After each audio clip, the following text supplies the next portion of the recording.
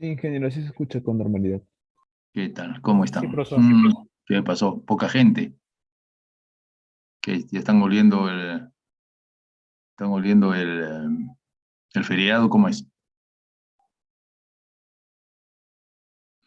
Bueno, hoy día nos toca la clase de Data Center, pero sin embargo, a modo de análisis, un poquito como eh, para una preparación para la cuarta práctica, y por qué no decirlo también el examen final, les voy a mostrar un ejemplo Profesor, de, ¿cuándo es la cuarta práctica?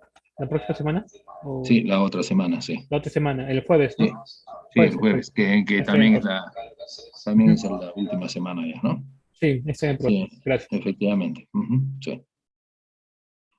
Entonces vamos a compartir. Esta es una prueba de una práctica calificada, no sé si es del ciclo pasado o del ciclo antepasado, pero sin embargo vale la pena revisarlo y también se lo voy a pasar para que ustedes lo vean bien y lo practiquen, ¿no? Creo que de eso se trata más que todo.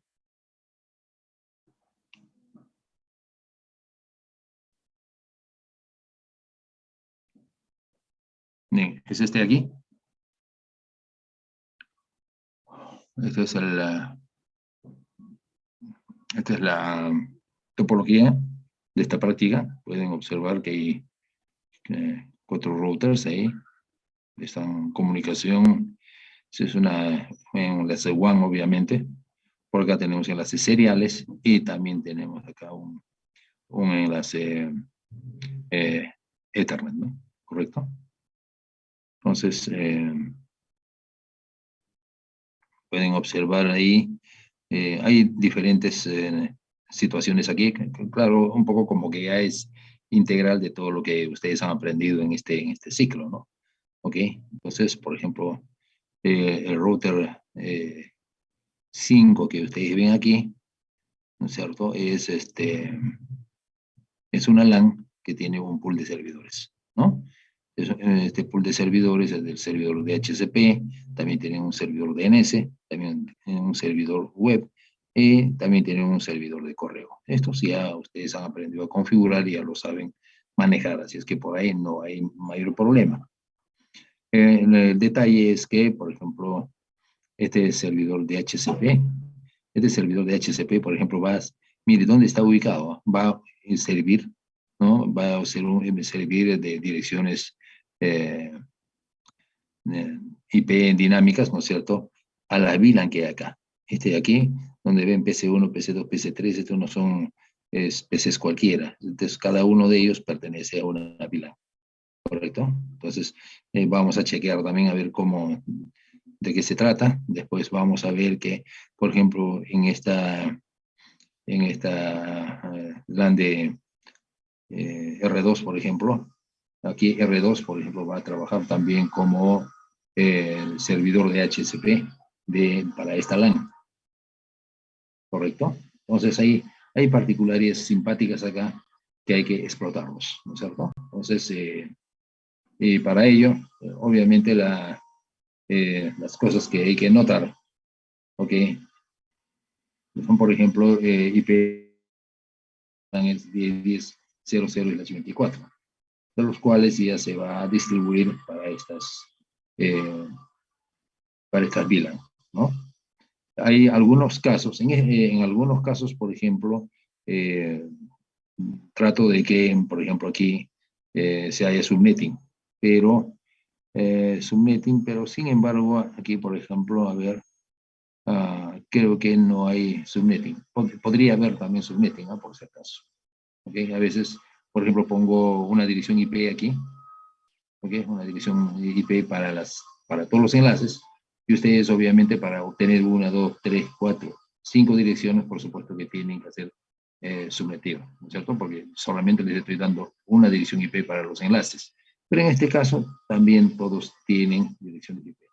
Que todo también depende del tiempo, ¿no? Aquí dice IP seriales 210, 220 ABLH27. Ah, sí, efectivamente, aquí está, ¿no? IP seriales, acá está. No, las IP seriales son para hacer subnetting, ¿correcto? Ahí está. O sea, se da esta dirección, 210, 220, AB.0/27. ¿Correcto? Entonces, esta es la dirección IP para los seriales, aquí para acá, para estos, ¿no? IP LAN dice que es 10AB00/,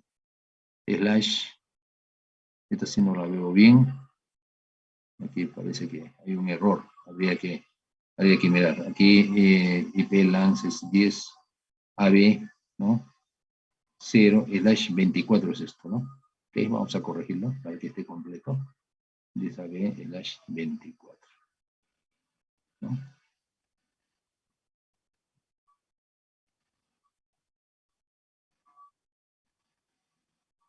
Ya está. Bien, entonces, hay variantes de ese tipo, ¿no es cierto? ¿Ok? Entonces, eso es con respecto a las direcciones IP. Con respecto a la configuración, ¿qué es lo que vamos a hacer? Obviamente aquí tenemos un router on stick, ¿no es cierto? Este de acá, este router es un router on stick. ¿Por qué? Porque tiene que hacer que estas VLAN, cuyos representantes son PC1, PC2, PC3, ¿correcto? Hay que entender que en este PC1 es un representante de la VLAN que tienen un ID, no sé cuánto será, VLAN ID, vamos a verlo. PC2 es un representante también de otra VLAN, y PC3 es otro representante de otra VLAN. Si quisiera que hagan subnetting aquí, tendría que ponerles una sola dirección IP, y luego decirles, a ver, por ejemplo, para la VLAN 1 tiene, por decir, 100 hosts, la VLAN 20 tiene 200 hosts, la VLAN 3 tiene 250 hosts, cosas así. De tal manera que cuando ustedes hacen subnetting, okay, a cada VLAN ustedes le van a asociar una dirección IP, que obviamente lo van a configurar en cada cliente. Entonces ya saben que ustedes que las VLAN se asocian con las direcciones IP, okay, mediante la configuración de direcciones IP, asignación de direcciones IP a PC1, PC2, PC3. ¿Okay? En R1, ya saben, aquí se maneja, ¿qué cosa? Como aquí se va a dar el interVLAN, ¿no? Aquí se manejan subinterfaces, uno para por cada VLAN, ¿no es cierto? Se va a decir, pues son estos tres más la VLAN nativa, serían 4 subinterfaces. ¿Ok? Bien, entonces eso es lo que vemos en la topología. Obviamente acá, como ustedes ven, este es ya una solución, es una solución, por eso que tiene todo. Así tienen que entenderlo ustedes. ¿Ya? El punto 6, el punto 17, el punto 18, el punto 13, el punto 14, etc. Esto ya ustedes tienen que sacarlo de los cálculos que van a hacer.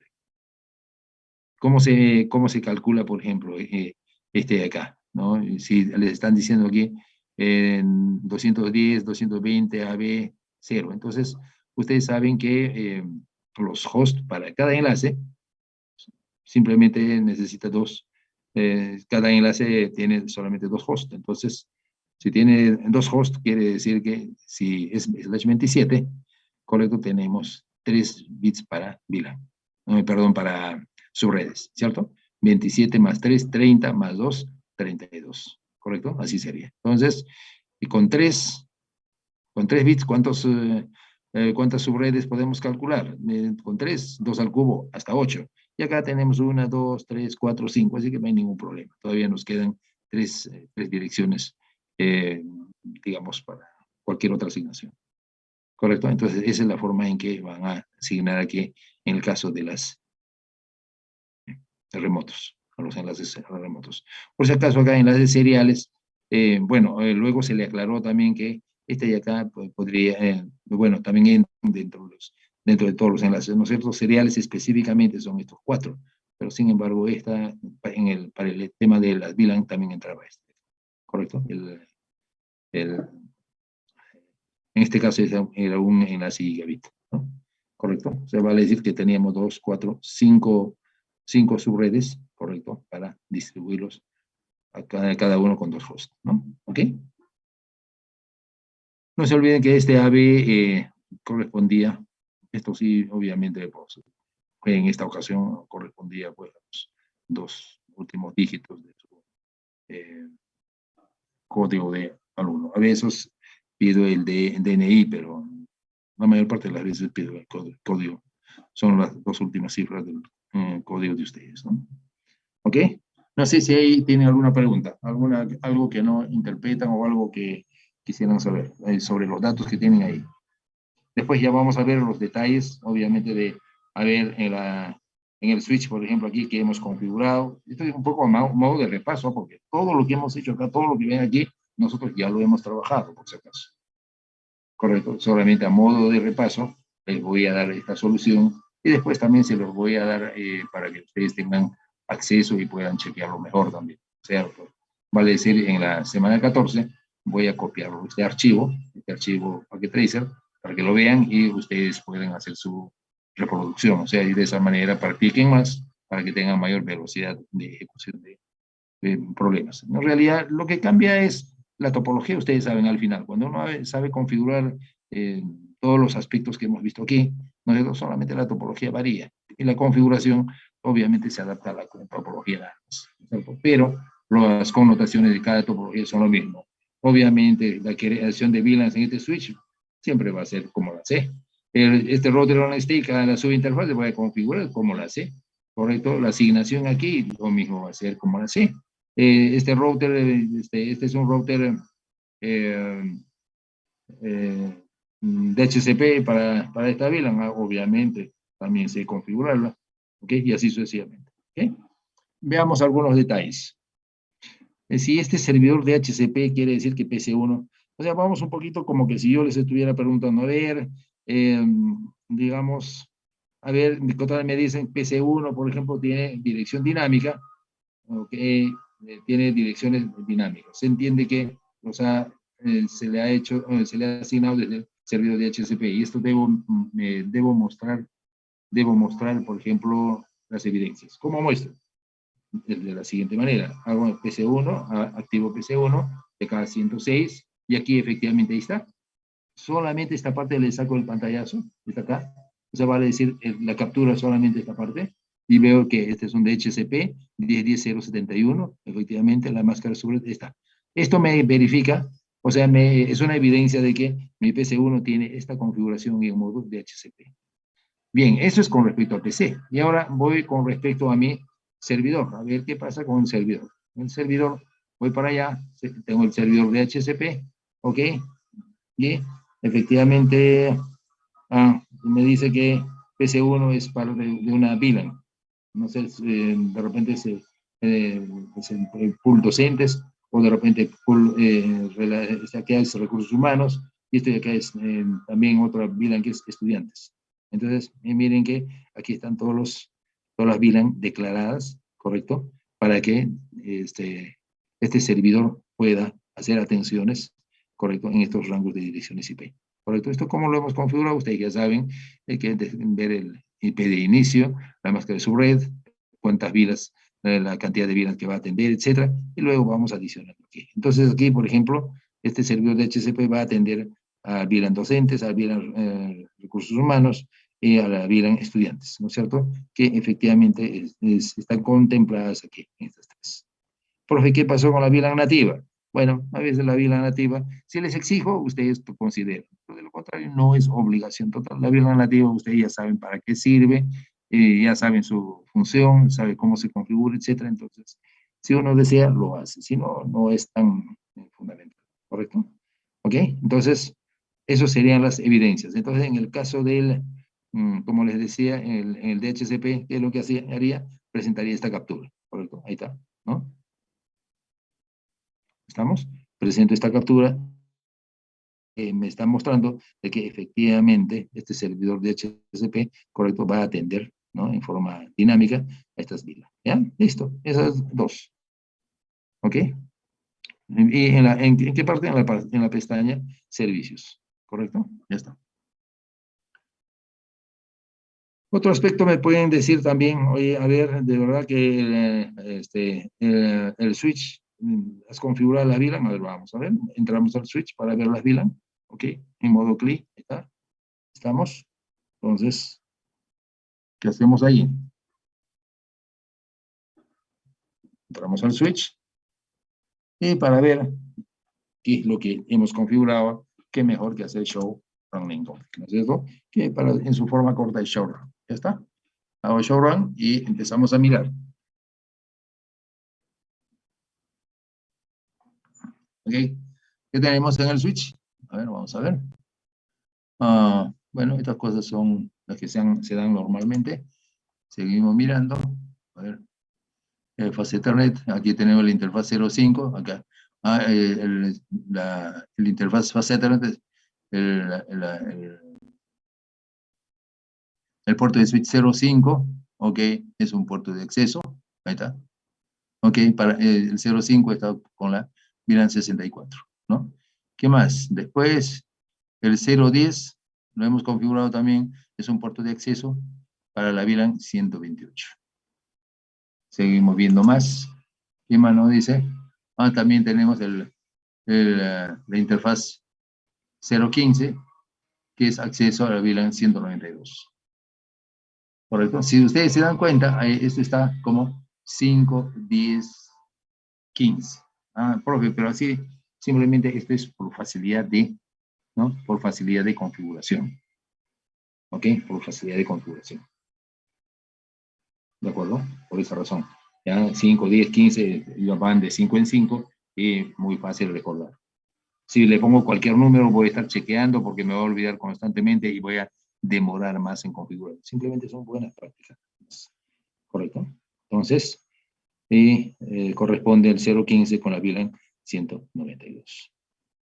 ¿Estamos? ¿Qué más tengo? Tengo más. ¿Qué más? También tengo que la interfaz gigabit 01, ¿correcto? Es un puerto troncal. Ok, o sea, vale decir que el puerto troncal es este. Este es el puerto troncal, ¿correcto? Sí. Este es el puerto troncal. ¿Ok? Puerto troncal en la que, bueno, desde que de una VLAN 99, si hay 99, switch por trunk, allowed VLAN, ahí está, ¿no? Estas tres líneas, ¿no? Hay que verificar lo que esté en modo troncal, acepte a la VLAN nativa como 99, luego permita también a la VLAN 64, 192. Eso es lo típico que se configura en un puerto troncal, ¿correcto? Esto es típico. Si saben para una, para todos es similar. ¿Ok? ¿Qué más tenemos? Y ahí ya termina, ¿no es cierto? ¿Ok? ¿Listo? Bien, eso es lo que hemos configurado en el switch. Básicamente, ¿no es cierto? Hemos creado las VLAN, ¿ok? La VLAN con su identificador. Ustedes dirán, pues, ¿dónde no lo he visto la VLAN con su identificador? Ahí, pues, está.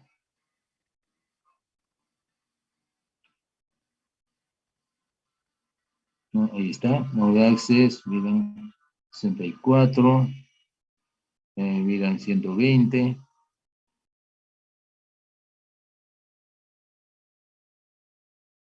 VLAN 16, ¿no? Interfaz VLAN. Entonces, por ejemplo, podemos hacer show VLAN aquí para ver cómo es que se ha configurado. Ok, show VLAN. Hago eso. Entonces, y ahí está efectivamente, ahí está. 64 está docente, activo y es el interfaz 05, ¿correcto? Entonces, es la mejor forma de ver rápidamente todo lo que se ha configurado. La 99 es nativa, ahí está. La 128 es estudiante, corresponde al 10, y recursos humanos corresponde al 15. ¿Se dan cuenta? ¿Ok? ¿No? Con show VLAN, podría poner este show VLAN brief, también me da lo mismo. ¿Ok? Ya está. Entonces, eso es con respecto a, al switch. Si me dicen, por ejemplo, alguna evidencia de la configuración del switch, simplemente pongo aquí, este de aquí, ¿no es cierto? Hago mi captura aquí, show VLAN y presento esta parte. Ya está. Entonces, ahí, hasta aquí, incluso el resto, este de acá, si quiero lo presento, si no, no. Captura de la evidencia, por favor, no me estén capturando con todo esto, con la mitad, con el fondo de la topología, y al final esto sale una que ya ni se puede ver. Entonces ahí sí a mí me molesta mucho y les bajo puntos.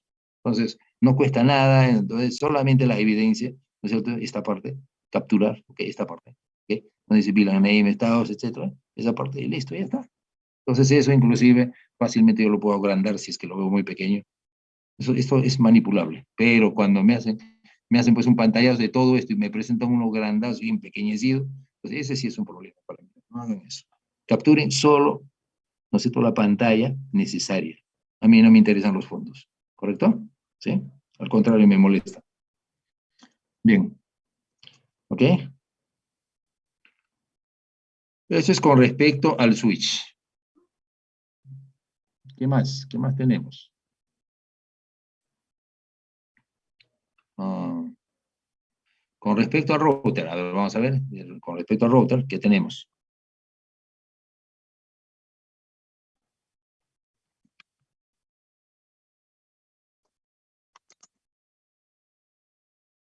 ¿Está? Con respecto al router, tengo, ah, mejor, ahí nomás. Hacemos igual show run, ¿no? Para ver qué cosas hemos configurado, ahí tenemos, ¿listo? Ahí está. ¿Qué hemos configurado? No hay nada todavía. Ah, bueno, hostname, el nombre R1. ¿Qué más tenemos? Ah, aquí está, ¿no? Observen esto, ¿ok? Interfaz 0, gigabit 00, fíjense, la interfaz gigabit 00, simplemente, ¿qué es lo que pasa? No pasa nada, 01, y interfaz, lo que estamos manejando es la interfaz 01, ¿ya? La interfaz 01 es lo que vamos a convertirlo en subinterfaces. Entonces tenemos la subinterfaz 64. Aquí, ¿qué se especifica? Interfaz gigabit Ethernet 1.64, el 01.64. Luego, la encapsulación, ¿ok? Para el enlace troncal, justamente, .1Q64, ¿listo? IP address, ahí está, 10.0.65. 255, 192. Hay que tener cuidado, sí, con la máscara. ¿Correcto? ¿Estamos? Bien. Después tenemos, este de acá, IP Helper Address. Este término ustedes lo conocen. ¿Okay? Entonces, este IP Helper Address va para cada VLAN. Es como si fuera una red o subred diferente. Entonces, en cada uno de ellos, para cada uno de ellos, cuando solicite la IP dinámica, obviamente va a decir, oye, ¿a dónde voy por esa dirección IP? ¿A dónde me dirijo? Entonces aquí la subinterfaz le tiene que decir, allá, usted tiene que dirigirse ¿no es cierto?, al servidor que está como 10.10.2.1, ¿correcto? ¿Y cómo se hace eso? IP Helper Address, este de acá, es básico, este término. Y en cada VLAN es lo mismo, miren, por 1.99, IP 99, lo mismo, 99, su dirección IP Helper Address, ahí está, 10.10.2.1, ¿no? Obviamente la IP Helper 10.10.2.1 es la ubicación del servidor de HCP, por eso para todos es la misma, ¿ok? Lo mismo para el 128, ¿eh? es un 21Q128, la dirección IP, ¿qué más? Profesor, una consulta. ¿Sí? ¿Por qué en la interfaz pone 0/1 y no 0/0? Por la conexión, mírame, si ustedes se dan cuenta, ahí está, el gigabit 01, está, gigabit, ¿ah? Eso depende Ah, de la interfaz del router que estén tomando. ¿Correcto? Entonces aquí, como yo estoy conectando gigabit 01 del switch, esto es una buena práctica, no tengo la obligación de que coincidan exactamente. Esto podría ser gigabit 01, este de acá gigabit 00, pero no, podría ser así. Pero yo, como les digo, la buena práctica es que si este es gigabit 01, el otro también lo sea 01. ¿Para qué? Para mantener la correlación y de esa manera tener mayor facilidad. No estar verificando a cada rato porque tengo duda de cuál es el 00, cuál es el 01. Si ambos son gigabit 01 es más fácil para mí, ¿cierto o no? Simplemente es tema de buena práctica, ¿correcto? Profe, ¿pudo haber tomado el gigabit 00? Obviamente, ¿por qué no? Pudo haber tomado. ¿De acuerdo? sí, profesor. Listo, ok. ¿Qué más tenemos? Este sí. ¿Sí?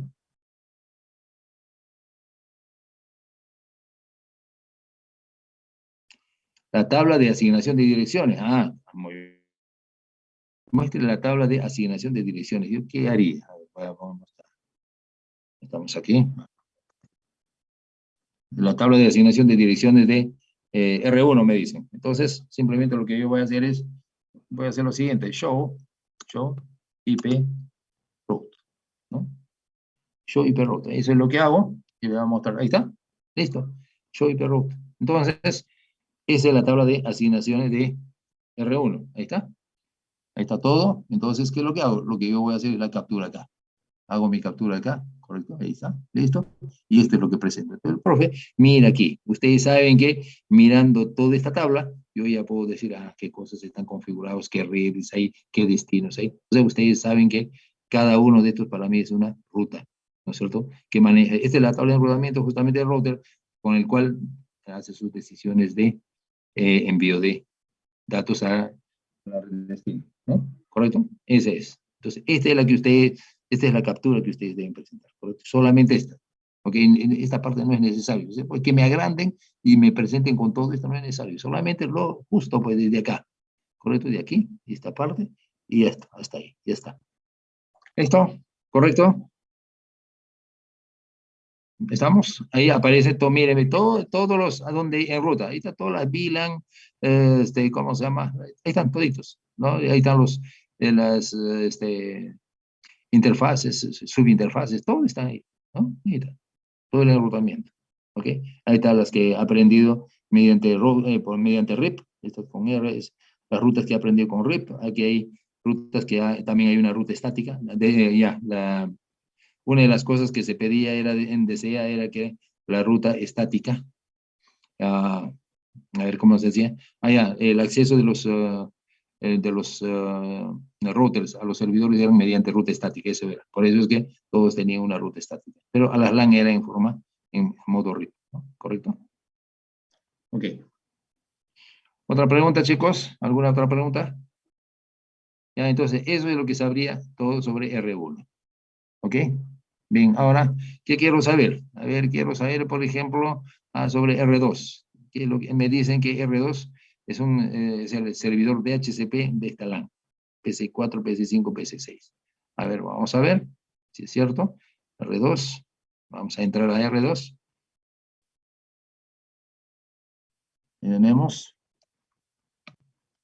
Y hacemos show. Ya está. Vamos a ver. Efectivamente aquí está, ¿no?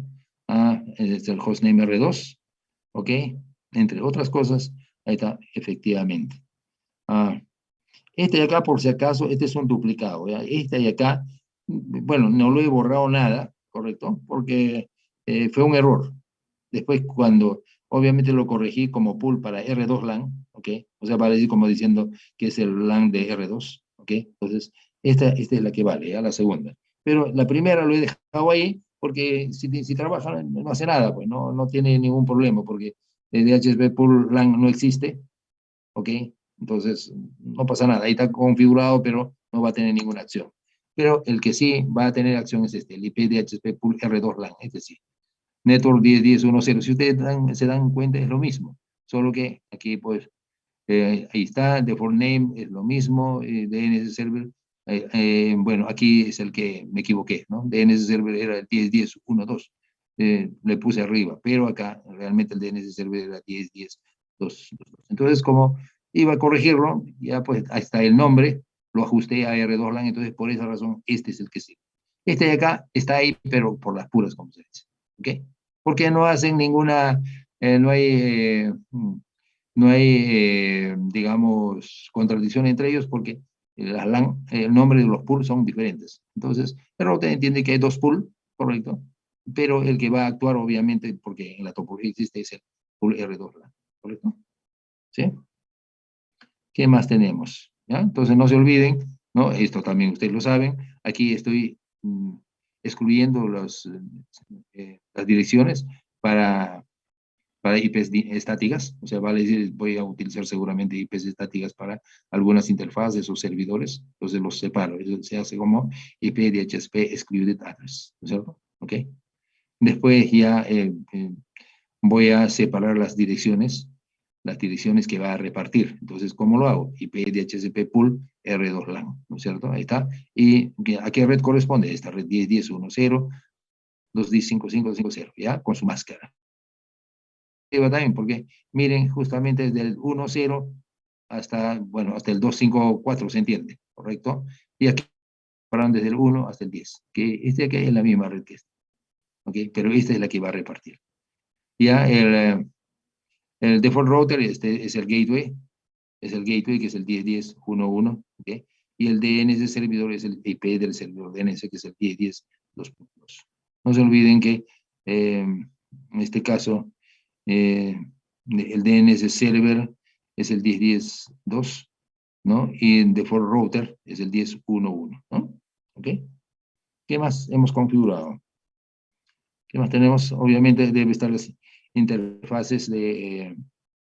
por si acaso el spanning tree, estas cosas no lo hemos configurado, pero ya cuando estamos con routers así, estos se activan en forma automática, no se preocupen por eso. No deben pensar, el profe ha configurado esto y no nos está diciendo ni para qué sirve nada. Esto se activa en forma automática, ¿ya? Luego también tiene las configuraciones del gigabit Ethernet 01, ahí está el 01, 10.10.1.1, más cara de las 24. Después, estamos hablando de R2, no se olviden, R2. Cambio en el otro, el 01 solamente se habilitaba, ¿no es cierto? Porque en el 01 es el que se daban pues las subinterfaces. Ahí está. Aquí está la configuración de los enlaces seriales, serial 00, serial 01, serial 010, serial 011. Que hay tantas seriales ahí, entonces en R2, a ver, se entiende que hay, ¿cuántos hay? 1, 2, 3, 4. A ver, vamos a chequear si son 4 efectivamente. En R2. En R2 tenemos aquí tenemos, ¿no? 1, 2, 3, ¿no? Serial 010, serial 011. Ya, serial 1, no, este no, esto no está, esta no, esto no está activado. Los que están activados son los que tienen dirección IP, ¿no? Correcto. Entonces tenés, los que están activados el 010, el 001 y el 00, que son estos, ¿ya? ¿Ok? Estos tres. ¿Ok? Profe, pero ¿cómo es que he conectado, cómo es que he conectado a 3 puertos como he logrado? Lo que he hecho es lo siguiente, en la parte física, si ustedes ven, está en la parte física, acá me ofrecían 2, ¿no es cierto? El 000, el 001, pero también necesito uno más porque son 3. Entonces, tengo que hacer nuevamente archivo .t y acá hay un agujero y ahí tengo que subirlo. Entonces, ahí es el que me va a dar el otro par falta, ¿correcto? Entonces, aquí tengo 2 interfaces y acá 2. Al final voy a tener hasta 4, ¿correcto? Y acá utilizo solamente 3. ¿Ok? Por eso es que había uno que estaba ahí sin configurar, ¿no? ¿Listo? Bien, ¿alguna pregunta ahí para R2?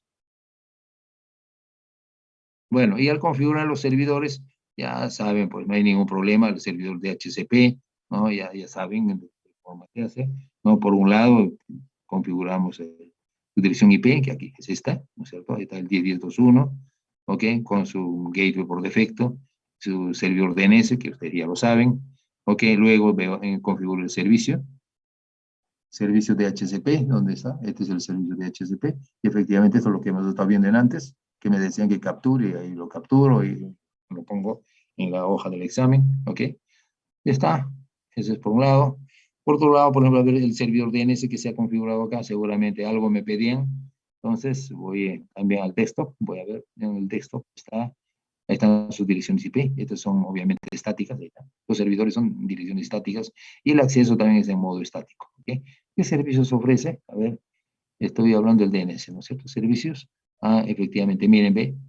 Seguramente lo que me han dicho es que PC1 y PC4 tienen capacidad para comunicarse por nombre, de hacer conectividad según nombre de dominio. O sea, por ejemplo, en vez de decir ping, la dirección IP de PC1, puedo poner ping PC1 y ya automáticamente PC1 es nombre de dominio y el servidor DNS lo traduce a dirección IP, ¿correcto?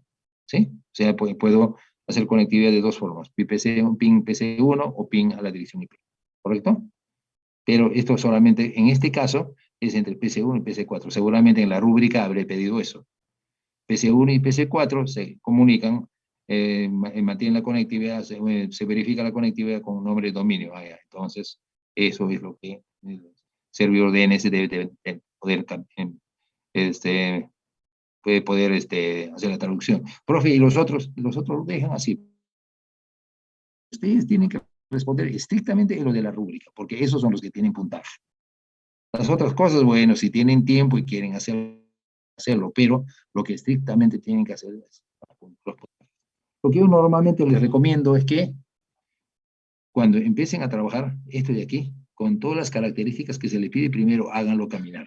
O sea, esté caminando todo, hay conectividad total entre estos. Y luego, una vez que ya tienen todo caminando, recién dice, a ver, ¿qué me pide el profe? Ah, ya, que me pide, por ejemplo, un pantalla, eso, una captura de PC1 y tal, me pide captura de R1, entonces a cualquiera de ellos van habilitando, de acuerdo a lo que se le pide, y van a obtener la captura, entonces lo resuelven esto de forma rápida. ¿Ok? Entonces, la dificultad es que todo esto, de acuerdo a las características que se le da, que camine todo. ¿Ok? Ya en cambio, no es buena sugerencia que usted, por ejemplo, la pregunta 1 dice que debe haber conectividad mediante, por decir, se me ha ocurrido, por ejemplo, conectividad entre PS4 y PS5, entonces ustedes están ahí más pensando en servidor DNS, en el PC4, ¿no es cierto?, con el PC1, a ver, configurarlo, listo, ya logré, ahora ¿qué me dice el otro? Entonces, si están haciendo uno por uno, créanme, se van a matar, les va a faltar tiempo, lo van a hacer mal y no van a terminar. ¿Ok? Entonces, por eso la sugerencia es que primero hagan caminar esto de acuerdo a cómo se les pide, así tal como está, ¿no? Así como yo les he presentado, así tengan. A eso lleguen y luego ya en la rúbrica empiezan a desarrollar, ¿ok? Simplemente teniendo acceso, ¿sí? Haciendo las capturas correctas. Eso es facilísimo, eso lo pueden hacer en minutos. El tiempo, el grueso del tiempo, pues está aquí en configurar y hacer caminar todo esto. ¿Ya? No se olviden. Bien, ¿alguna pregunta, chicos? ¿Hasta ahí? ¿Alguna duda? Sí, sí.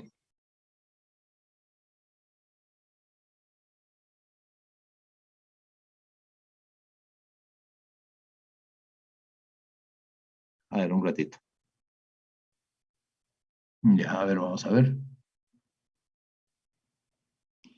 Aquí en la configuración, ya, router RIP. Aquí tenemos versión 2. Aquí, redistribute static. ¿Qué significa?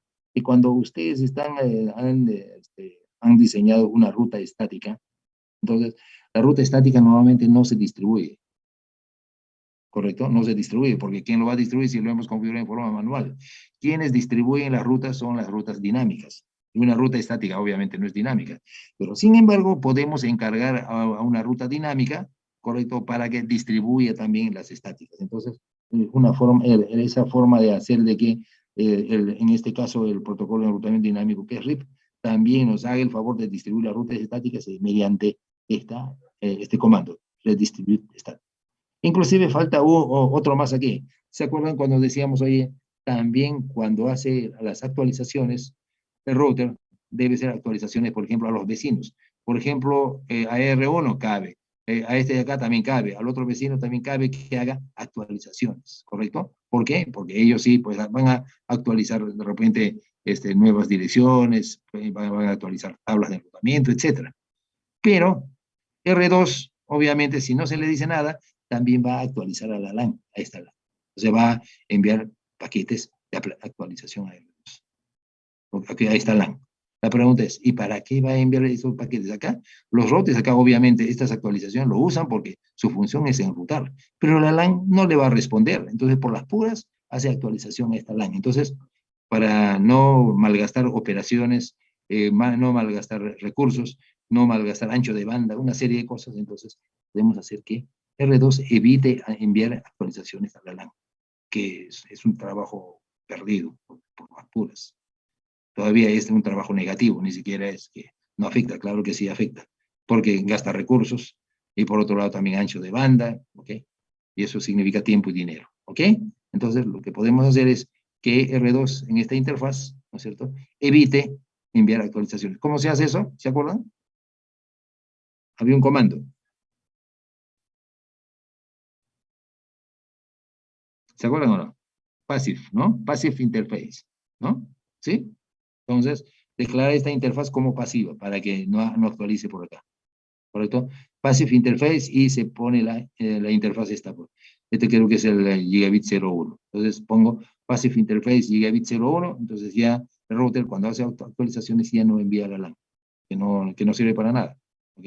Simplemente hace las actualizaciones entre los vecinos, entre sus vecinos, routers como él, ¿ok?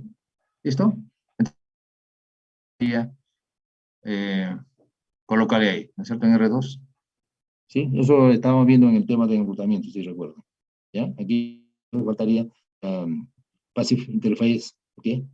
Passive Interface y Gigabit 01. ¿Ok? ¿Listo? Bien, ¿algo más? ¿Alguna otra pregunta, chicos?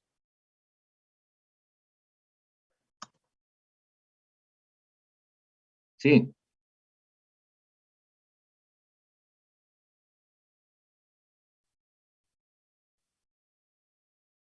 Ya.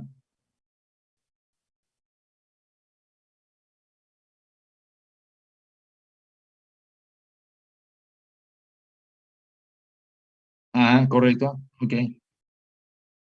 Ah, correcto. Entonces, ¿qué es lo que pasaba ahí? Ahí lo que yo les estaba invitando es que el acceso a Internet era mediante ruta por defecto. Mediante ruta por defecto. O sea, vale decir, el router que estaba conectado a Internet, ¿no es cierto?, que conocía otras redes a donde enviar los paquetes, pero las direcciones IP que él no podía identificar como red destino, todas esas direcciones lo enviaban a Internet. Entonces, como se dice, por forma implícita, ¿no es cierto?, todos los paquetes que no son conocidos, que no pertenecen a otras redes, lo envía a Internet. ¿Correcto? Entonces, para eso es que se configura una ruta pasiva. ¿Ok? ¿Y cómo se configura la ruta pasiva? Como ustedes saben, es un caso específico de una ruta por defecto. Perdón, de una ruta estática, ¿no es cierto? Una ruta por defecto, ¿cómo se hace? Hiperroute 000, ¿ok? Y además que hay subred también 000, solamente hay que especificar la interfaz por la cual debe salir el paquete para llegar a ese destino. Nada más, ya está. ¿Correcto? Entonces, para eso era. Entonces, por eso es que en Internet no le daba ningún dato para que simplemente los paquetes lleguen ahí como mediante ruta por defecto. ¿Listo? ¿Está claro, joven? Ok. ¿Alguna otra pregunta? Pregunten todas las dudas que tengan, ¿eh? Muy bien. Entonces, como les digo, esta de aquí voy a bajarlo. Ok. Y lo voy a poner en mi escritorio de una vez para después subirlo para usted. ¿Ya? Sí, más. Este de acá es ST, solución B2 y solución versión 2. ¿Ya? Entonces vamos a ponerle al escritorio. Ahí está. Muy bien. ¿Listo?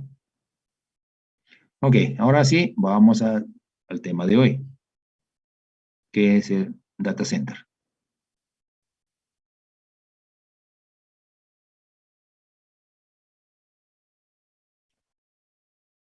Bien.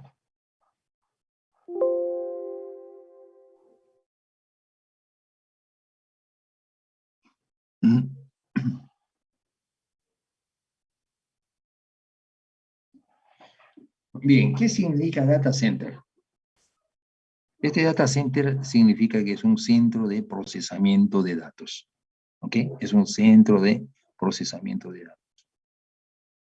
Entonces, las grandes organizaciones, grandes instituciones que manejan muchos datos, ¿ok? Siempre van a tener su centro de datos. Nosotros también como UNI tenemos nuestro centro de datos. Lo que pasa es que nuestro data center no es tan complejo, por ejemplo, como de un banco, ¿no?, que tiene que atender a nivel nacional, sino nuestro data center prácticamente es para asistencia local, entonces no es tan complejo. Pero sin embargo, los data centers son centros de procesamiento de datos en el que va a haber atención de datos a nivel nacional. Ejemplo, ustedes saben, el Banco de la Nación, por ejemplo, tiene su centro de procesamiento de datos para atender a nivel nacional en tiempo real. Eso significa, por ejemplo, de que si acá en Lima hago un retiro, ¿no es cierto?, por ejemplo, a las 7 de la mañana, y luego hago un vuelo a Iquitos a las 7:30, ¿ok?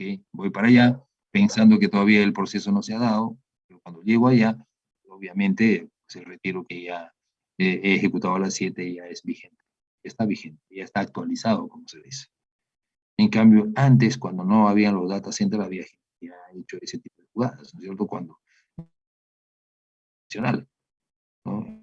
Lima, alguien tenía su depósito del Banco de la Nación, retiraba un dinero y luego pues, se iba en avión, en media hora estaba en Iquitos,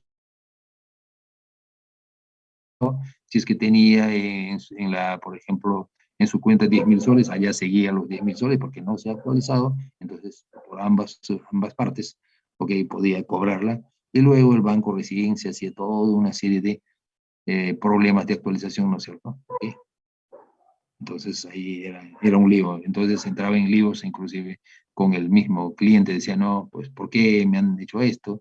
Si yo retiré esto, retiré, bueno, sin embargo, cuando retiré allá estaba en 10.000 y ahora me dicen que no era así, pues después el banco tenía que decir, usted ha hecho un retiro, pues en Lima también, y después se fue allá, es cierto que no había actualización, pero usted hizo los retiros, pero era todo un cambalache, un lío, ¿ok? Ese era el punto. Entonces, imagínense si retiraba todo. Ese era el punto también, ¿no? ¿Ok? Los más vivos, si tenían 5.000, retiraron los 5.000, ¿correcto? Se iban a Iquitos, entraban a su cuenta, seguían los 5.000, hacían el retiro de los 5.000 que ya no había realmente, pero cuando hacía la actualización el banco se da con la sorpresa de que el tipo retiró total 10.000 soles y ahora para cobrarle al señor, ¿cómo hacemos? Era un lío realmente para los bancos, ¿no? Eso era cuando no había enlaces a nivel nacional. En cambio, hoy en día, pues hagas lo que hagas, sus actualizaciones se dan en tiempo real. Muy bien, concentrémonos en lo que es el data center entonces. Este data center lo que nos va a hacer es que procesa todas las cuentas, ¿no es cierto? Si es un banco, por ejemplo, procesa todas las cuentas administrativas de usuario, etcétera, a nivel nacional. Correcto, vale decir, maneja una base de datos a nivel nacional. Entonces, para ello, pues tienen que tener toda una infraestructura compleja. La idea es que la red trabaje las 24 horas, de los 7 días y los 365 días del año. Pero, profe, y eso no es fácil, ¿no? No es fácil mantener esa disponibilidad de red a ese ritmo. Entonces, por ahí empiezan las normas a recomendarnos a ver qué se debe hacer para tener una alta disponibilidad. Una de las cosas más importantes en el data center es que esté siempre disponible para el usuario las 24 horas, ¿no? Los 7 días de la semana, porque el usuario no cree en nadie. Si voy, por ejemplo, a un cajero a las 4 de la mañana, ahí debe estar mi dinero esperando y yo debo tener acceso y retirarlo. Si no es así, ya me incomodo como cliente. Correcto, entonces los bancos tienen que soportar todo eso. ¿Okay? Pero eso no es fácil. Una de las cosas que hay que hacer es garantizar la energía, por ejemplo. Si no hay energía, nada funciona.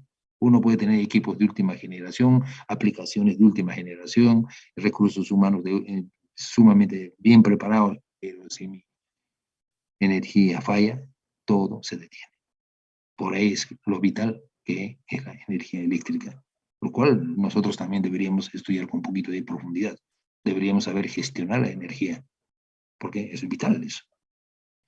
Correcto, pero sin embargo un poquito descuidados estamos en esa parte. Ojalá las futuras mallas se recupere esto del estudio de la energía eléctrica, porque es fundamental, ¿okay? Para todo, ¿eh? No solamente para los data centers, sino para los negocios, las máquinas eléctricas con las cuales funcionan, en nuestras casas, para todo la energía eléctrica es fundamental. Entonces, obviamente el ingeniero tiene que tener un concepto importante de lo que es gestionar este tipo de energía, ¿no es cierto? ¿Ok? Que va con nosotros. Muy bien, entonces vamos a ver algunas definiciones de acuerdo a normas. La norma ANSI TIA 942 dice, ¿qué nos dice? ¿No es cierto? Estos son especificaciones o definiciones en base a normas, ¿correcto? Es un edificio o porción de un edificio cuya función primaria o principal es alojar una sala de cómputo y sus áreas de soporte. Eso es por un lado. Por otro lado, dice que es un área centralizada para el almacenamiento, manejo y distribución de los datos e información organizada alrededor de un área de conocimiento o un negocio particular. Claro, puede ser un banco, no puede ser un ministerio, ¿ok? Puede ser una universidad, ¿ok? Pero fíjense, es un área centralizada. Centralizada significa que maneja toda la información concerniente a esa organización, ¿correcto? Que puede ser a nivel nacional, puede ser a nivel local, ¿no? A nivel regional, depende de qué tipo de negocio sea. ¿Okay? ¿Qué más nos dice? Un data center privado puede ser de una empresa o puede ser instalación especializada. ¿Ok? Entonces puede existir dentro de las instalaciones de empresas, ¿cierto? Así los bancos, entre sus instalaciones, cuentan pues un data center, ¿no es cierto? Pero un data center tiene que estar pues, ubicado estratégicamente, no puede estar en cualquier lugar. ¿Ok? ¿Por qué? Porque pues, hay que asegurar, ¿no?, que el acceso a esa información sea totalmente garantizada, ¿no? Es una instalación con las condiciones óptimas para la operación de equipos de procesamiento, almacenamiento, comunicaciones u otro dispositivo de tecnología de información. Miren, condiciones óptimas para la operación de equipos de procesamiento. Entonces, para que procesen estos equipos se necesita energía eléctrica. ¿Correcto? Entonces, la energía eléctrica es toda una instalación ahí, ¿correcto? Que nos garantiza pues una serie de cosas, ¿no? Iluminación, operación de los equipos de tecnología de información, operación de las redes, operación de los servidores, ¿ok? Inclusive operación de otras máquinas, los generadores, porque necesitan energía eléctrica para trabajar, y cosas así, ¿ok? El mal funcionamiento de un data center puede ocasionar grandes pérdidas, definitivamente, ¿no? El mantener una data center en óptimas condiciones es una de las políticas más importantes que puede tener una organización cuyos activos son muy costosos, ¿no?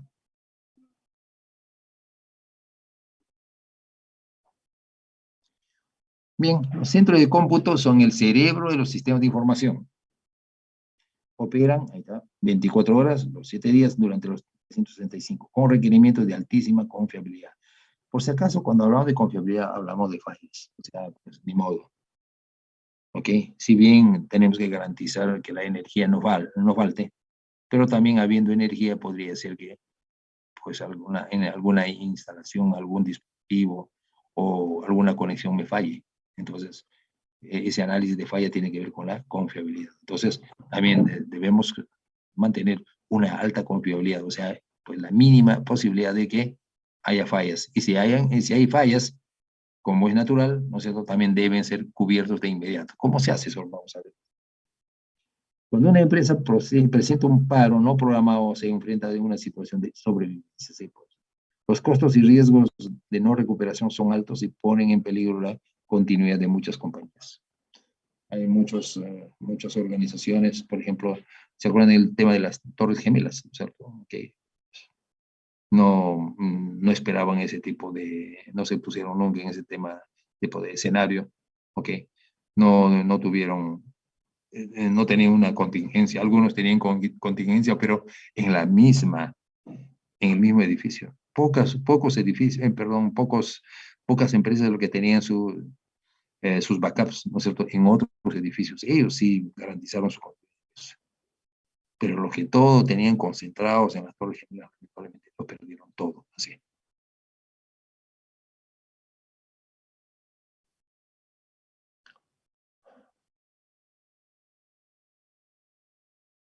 ¿Cuáles pueden ser las causas de las caídas fortuitas, o sea, no esperadas?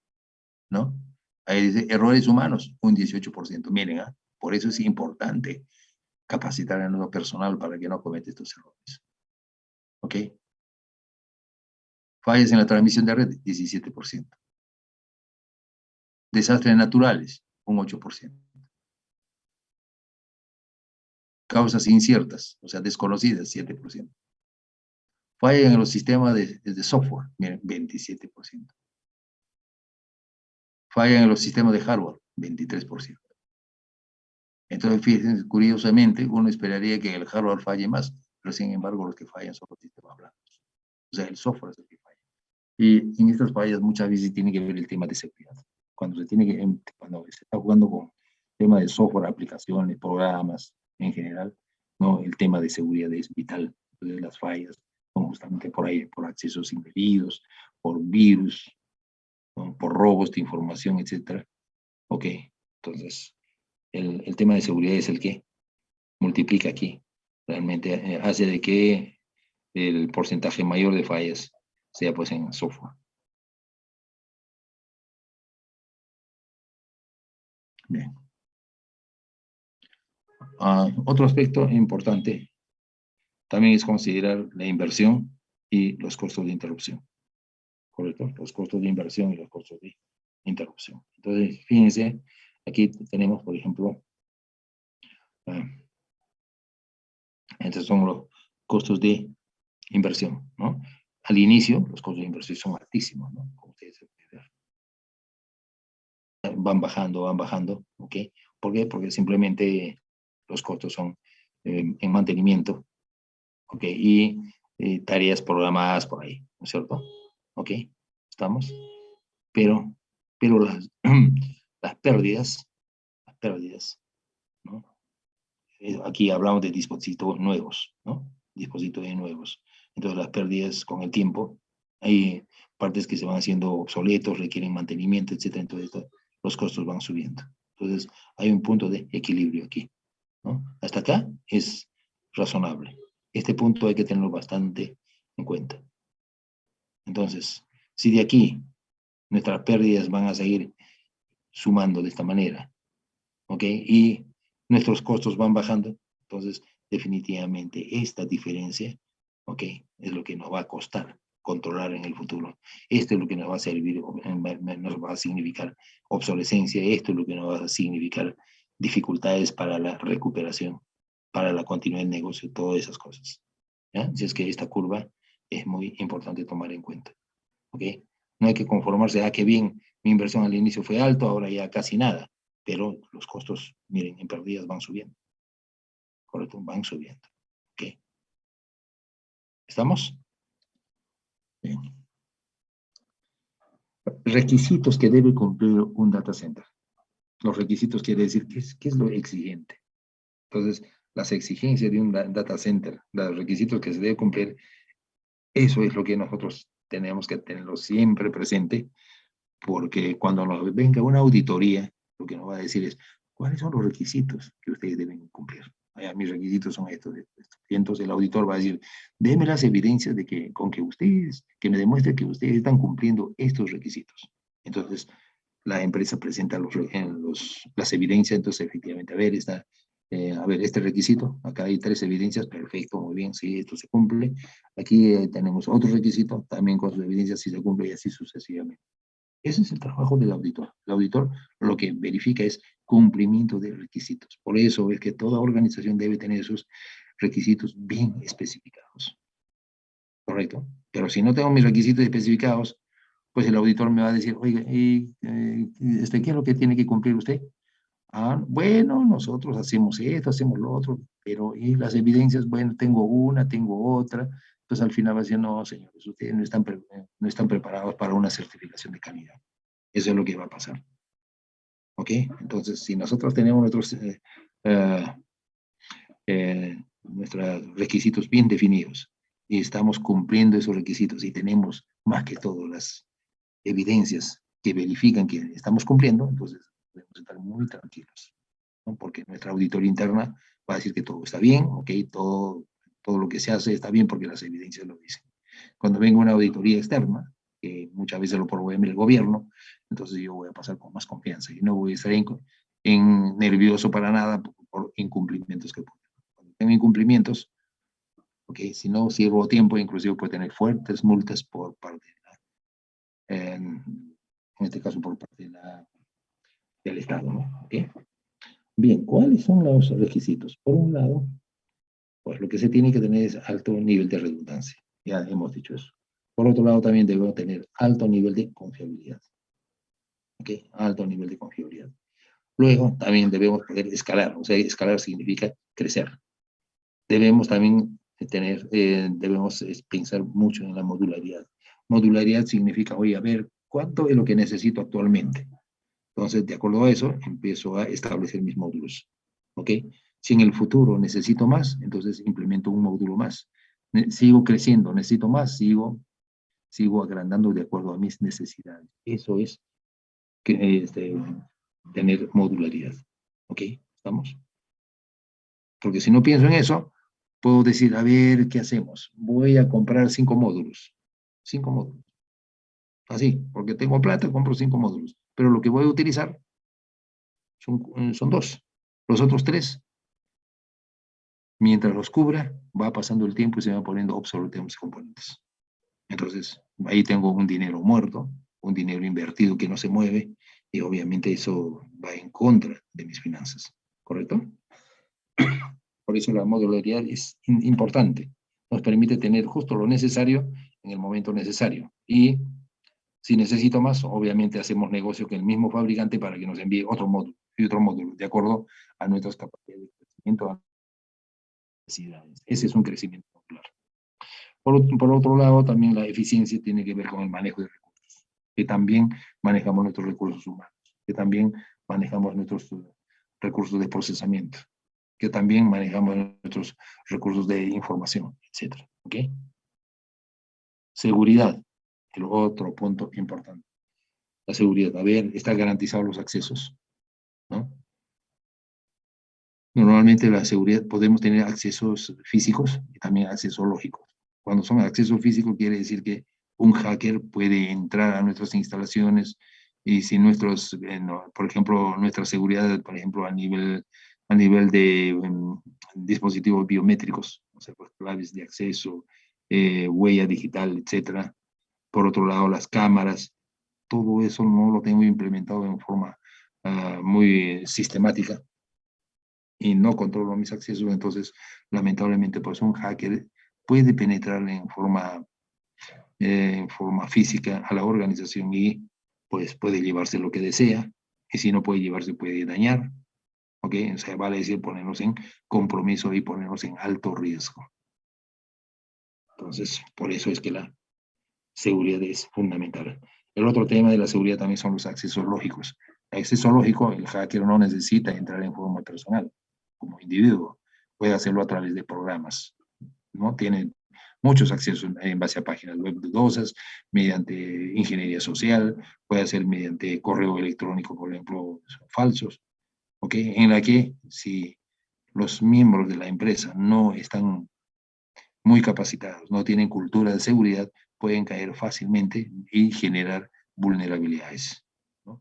Cuanto más vulnerabilidades tengo, mis riesgos se van a incrementar, ¿no? La posibilidad de los ataques van a tener más éxito y de esa manera puede tener bastante problemas de seguridad que obviamente pues pueden dañar mi negocio. ¿Ok? ¿Ya? Entonces fíjense qué tan importante es estar al tanto y cumplir los requisitos, ¿no? En base a estos puntos. ¿Ok? Fíjense aquí, por ejemplo, hay una organización, el Uptime, ¿no? El Uptime Institute, así es, Uptime Institute, eso lo pueden ver en internet, ¿ok? Es un instituto muy reconocido en el mundo, ¿ok? Que es el que valora, ¿no? Todas las características que debe tener un data center para presentar alta disponibilidad, alta confiabilidad, alta eficiencia. ¿Ok? Por ejemplo, algunos elementos, miren, algunos requisitos. Por ejemplo, dice, a ver, te dice, tu organización, ¿no? ¿En qué nivel tier está? Puede estar en tier 1, tier 2, tier 3, tier 4. A ver, vamos a evaluarte. A ver, ¿cuántos, este, ¿cuántas rutas de acceso tienes? ¿No? ¿Cuántas rutas de acceso tienes en este, en cada uno de tus sistemas? Entonces el tier 1 es si solamente tiene uno. Tier 2 tiene solamente uno. Tier 3 dice, bueno, tengo dos rutas, uno está activo, ¿no? Uno está activo y el otro está pasivo, en espera de que si el activo falla, el pasivo entra en acción. ¿Ok? Pero el poner una ruta pasiva en activo significa tiempo. Entonces ahí pues va a transcurrir bastante tiempo. El tier 4 trata de evitar o minimizar ese tiempo. Simplemente tiene dos rutas, pero los dos están activos. Los dos están activos. ¿Qué es lo que sucede en este caso? Ustedes dirán, pues los dos están activos, pero ¿qué pasa si uno falla? Lo que va a suceder es lo siguiente. Esto, por ejemplo, supongamos que estas dos rutas están manejando una carga de 100, por ejemplo. ¿Correcto? Entonces, si maneja una carga de 100, cada una de estas rutas tiene capacidad para 100, por si acaso. 100, 100. Pero la carga es para 100, entonces cada uno de ellos está dando 50, 50. Si cada uno de ellos da 50, entonces la carga requiere 100, están cumpliendo. ¿Qué pasa cuando una ruta activa se cae? Va a quedar una sola, pero como tiene capacidad para 100, asume toda la carga y la carga sigue funcionando como que los dos estuvieran funcionando, pero realmente uno solo es capaz de mantener la carga. Por esa razón es que Tier 4, ¿no es cierto? Y esto se da, pues esta transferencia se da rápido, sin detenimiento, sin pérdida de tiempo, ¿correcto? Entonces, por eso Tier 4 dice, debe tener ustedes dos rutas activas, ¿ok? Si uno falla, ¿no? El otro debe poder asumir la carga necesaria, ¿ok? El tema de rutas. El otro tema es la redundancia. Redundancia quiere decir, redundancia significa, oye, si uno se malogra, ¿qué pasa con otro? ¿No? ¿Qué pasa? Entonces, si yo tengo, por ejemplo, un equipo, por decir, un equipo con por decir, supongamos, para alguna cosa tengo 4 baterías, ¿correcto? 4 baterías tengo 4 baterías. ¿Perdón? ¿Eso es lo que necesita? Sí. ¿Qué pasa si uno se daña? Ah, si uno se daña, tengo que ir a comprar otro o hacerlo reparar. Ah, no, entonces usted si no tiene un backup, ¿no es cierto? Si no tiene respaldo, entonces está usted en tier 1. Pero al otro le preguntan y le dicen, oiga señor, ¿y usted cuántas baterías tiene? 4. ¿Y tiene de respaldo si algo pasa a estos 4? Sí, tengo 1. Ah, ya. Entonces usted está en el sistema N+1, ¿ok? 4 trabajando y 1 que va a reemplazar al que falle, ¿correcto? Entonces ese es el tier 2. Al tier 3, en cuanto a redundancia, ¿cómo está? No, bueno, sobre la cantidad de dispositivos que estoy trabajando, siempre tengo 1 de respaldo. Allá usted está en el sistema N+1. Y aquí, al tier 4, ¿qué le dicen? El tier 4 le dice, ¿sabe qué? Yo, como tengo 2 rutas activas, entonces, ¿qué es lo que tengo? Cada ruta tiene, por ejemplo, 4 baterías con 1 de respaldo, pero como tengo 2 rutas, ¿correcto? Esto va a ser 2 por N+1. ¿Está claro? ¿Sí? Este de acá es para una ruta, ¿sí? N+1, pero como tiene 2, tiene que multiplicarlo por 2, pues 2 por N+1. ¿Estamos? ¿Ya? Entonces, recuerden, ¿eh? Si solamente es N, no tiene respaldo, ¿ok? No tiene equipo de respaldo. Si son 4 baterías, no hay ni uno de respaldo. Aquí, N+1 tiene uno de respaldo. Quiere decir, si son 4 baterías, tiene 1 a la espera, por si acaso cualquiera de los 4 falla. Aquí pasa lo mismo.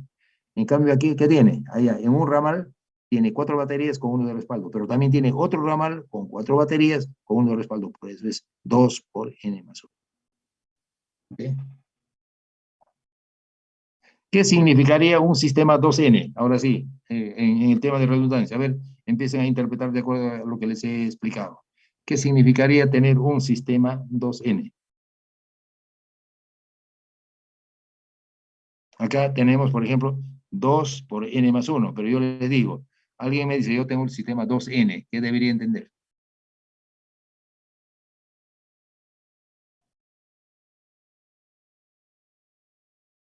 Vamos, No tiene respaldo. ya, ¿y el 2 qué significa? Dos rutas y ningún Ah, respaldo. ajá, exacto. Tengo 2 rutas y ninguno tiene un respaldo, efectivamente. Si solo es 2N, significa que eh, si solamente es 2N, significa pues que tengo 2 rutas, que ninguno tiene un respaldo. ¿Okay? Ahora, escuchen, sin paréntesis, ¿ah? Alguien me dice, yo tengo un sistema 2N+1. ¿Qué significa eso? Sin paréntesis, ¿ah? 2N+1. ¿Qué significaría eso?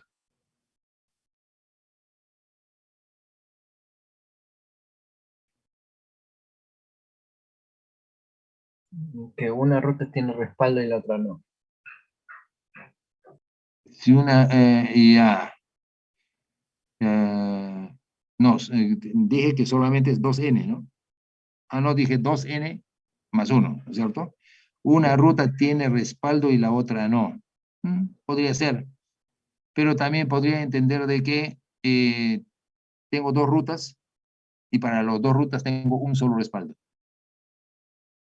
¿Está claro? Ok, tengo la ruta A con 4, tengo la ruta B con 4, pero tengo uno solo. Si en A se malogra, ese uno lo reemplaza. Si B se malogra, también S1 lo reemplaza. ¿Ok? También podría significar eso. O sea, S1 es para cualquiera de los dos que lo requiere. Correcto, pero es cierto eso. Tengo dos rutas, ¿ok? Dos rutas con N componentes, pero para ambos tengo un solo respaldo. No para cada uno, sino para ambos. En cambio, el 2N más 1 significa que cada ruta tiene su propio respaldo, pero son dos rutas que... ¿Listo? Ahora, si digo lo siguiente, 2N más 2, ¿qué entenderían? 2N más 2.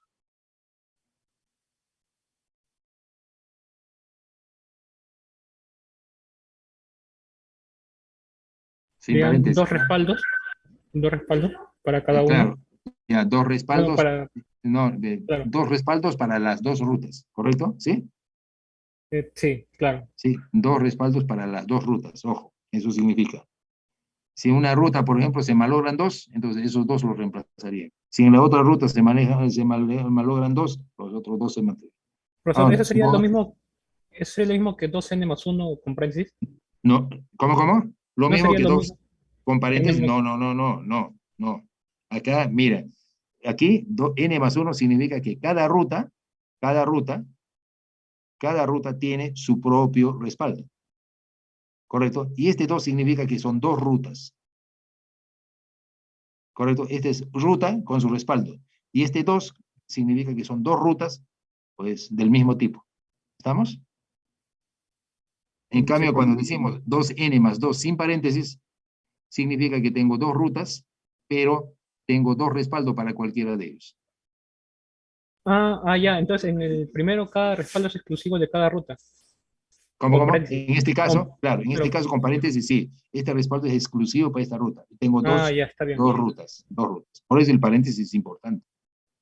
¿Okay? Si le quito el paréntesis y escribo 2N más 2, ya tiene otro significado, ¿correcto? Significaría que tengo dos rutas y con dos respaldos, pero estos dos respaldos para cualquier ruta que lo necesite. ¿Ok? Bien. ¿Qué más? El tema del compartir, ¿no? Por ejemplo, el tema de compartir. Aquí no comparten, acá no comparten, el único que comparten es aquí. ¿Okay? Porque acá decíamos, ¿se acuerdan? Cuando como son dos cargas y las dos están activas, perdón, son dos rutas y las dos están activas, entonces los dos comparten carga. Por eso aquí en el compartir dice sí. En cambio, estos ninguno comparten. Acá tiene un activo y otro pasivo, con nadie comparte. Aquí no hay ni activo ni pasivo, solamente uno. Acá también uno solo. ¿Ok? ¿Qué más? Por ejemplo, funcionamiento mientras se mantiene, se hace mantenimiento, ¿no? Funcionamiento mientras se hace mantenimiento, no. En el tier 1, no. Si digo, oiga, mientras me hacen mantenimiento, ¿funciona? No, entonces estoy en tier 1. O puedo estar en tier 2, ¿no es cierto? ¿Ok? Funcionamiento durante mantenimiento, sí. Puedo estar en tier 3. Y en tier 4 con más razón todavía. ¿Correcto? Tolerancia a fallas en los peores eventos, ¿no? Tolerancia a fallas. Por si acaso, tolerancia a fallas, ¿qué significa? Tolerancia a fallas significa lo siguiente. A ver, ya que nosotros entendemos de redes, ¿correcto? Entendemos de redes. Nosotros los usuarios estamos en los clientes. O sea, los clientes ya sabemos que son nuestra PC, nuestro laptop, etcétera. ¿Correcto? Ahí estamos nosotros. ¿Ok? Entonces, un poco más arriba están los switches. Entonces, por ejemplo, un switch se malogra. ¿Ok? Y nosotros abajo seguimos funcionando porque estamos comunicados enlazados en red y seguimos trabajando. No hay ningún problema. Se dañó un switch ni nos hemos dado cuenta. Más arriba se daña una ruta con fibra óptica. Igual, nosotros seguimos trabajando abajo sin saber de que efectivamente más arriba hay un cable de fibra que se ha dañado. Arriba en el núcleo, un módulo se ha dañado, creo que ha tenido un acceso indebido y así es que tuvo demasiado congestión y salió fuera de funcionamiento. Y sin embargo, abajo nosotros seguimos trabajando como que en la red no pasara nada. Entonces, ese es una red ¿no? Es un sistema tolerante a fallas. Pasan diferentes situaciones nefastas, pero sin embargo para nosotros es como si no pasara nada. O sea, la red sigue soportando, sigue funcionando. Eso significa tolerancia a fallas. Lo contrario sería, oye, estamos trabajando abajo, arriba algún switch se dañó, uy, ¿qué pasó? Pucha, se fue el sistema. ¿Y ahora qué van a hacer? Dice que un switch se ha dañado, así es que tienen que reemplazarlo y creo que no hay en stock. Ahora, mientras compran y todo, no vamos a tener red todo el día. Uy, qué fatal. Entonces, eso sería lo contrario. Que una red es demasiado tolerante, o sea, pues no tolera nada, ¿no es cierto? Y tiene puntos únicos de falla. Puntos únicos de falla significa, si ese falla, ya fuimos, todo falla, ¿correcto? Entonces hay que evitar los puntos únicos de falla. ¿Ok? Entonces, en este caso, en los tier, por ejemplo, ¿no? ¿Tolerancia a fallas? No, pues el tier 1, ¿cómo va a tolerar? Pues hizo uno solito. ¿Se dañó? Se dañó, no hay nada que hacer. El tier 2 tampoco no es tolerante a fallas. Tier 3, al tener uno activo y el otro pasivo, también no es tolerante a fallas. En cambio, el tier 4 sí es, sí es tolerante a fallas. ¿Por qué? Si uno falla, el otro sigue trabajando. Entonces, pues abajo no nos damos cuenta que algún componente de la red esté fallando. ¿Está claro? ¿Ya? Ese es el tema. ¿Preguntas hasta ahí, chicos?